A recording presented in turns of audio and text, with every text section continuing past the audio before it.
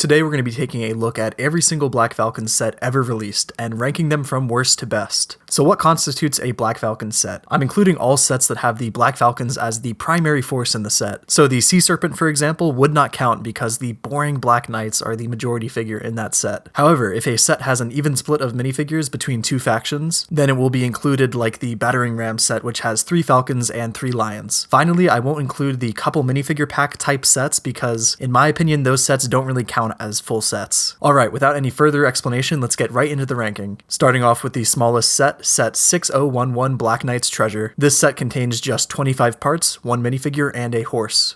Nothing really outstanding or horrible about this set, it's just a small inoffensive set. So because of that, I'll place it down in the D tier. Next we have set 6035 Castle Guard. This set contains 52 parts, 2 minifigures, and a horse. I'm a pretty big fan of this set for what it is. It's obviously depicting a small knight's tent, perhaps on the outskirts of a jousting tournament, or maybe in a war camp.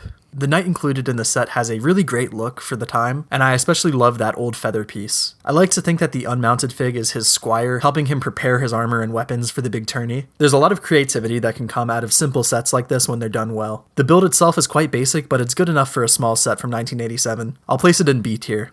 Next up is set 6030 Catapult. The set included 83 parts and 2 minifigures. To be frank, I don't really like this Catapult build-wise, but as a concept of a set, I absolutely love it. I'm a big fan of siege engines and siege scenes in both LEGO and movies, so I'm a sucker for this kind of set. There have been many Catapult sets that have come since this one and have refined the design, but this one still has its charms. One of those charms being the yellow cylinders that are used as ammunition for the Catapult. Are those meant to be minifigure body parts or heads? I don't know, but it's a fun, albeit slightly morbid thought. This set on its own isn't anything special, but if you had this one and the set coming up next, you can make a pretty awesome siege scene. I'll place it next to 6035 in B tier. Next up is set 6062 Battering Ram. The set came with 236 parts and 6 minifigures. This set is just fantastic. An absolute classic of old LEGO Castle sets. You got 3 Black Falcons, 3 Lion Knights, and a bunch of weapons and shields to go with them. It was just a perfect way to beef up your armies back in the 80s. Something else that I really appreciate about this set is the Technic pin on the side of the build. That let you connect up a bunch of these if you bought more than one. Or if you had set 6061 Siege Tower, you could connect that wall portion to this one. A modular castle is just such a fun idea, and I love that in the earliest years of LEGO Castle they experimented with that concept. A concept that I'd love to see them try again in the modern era of LEGO.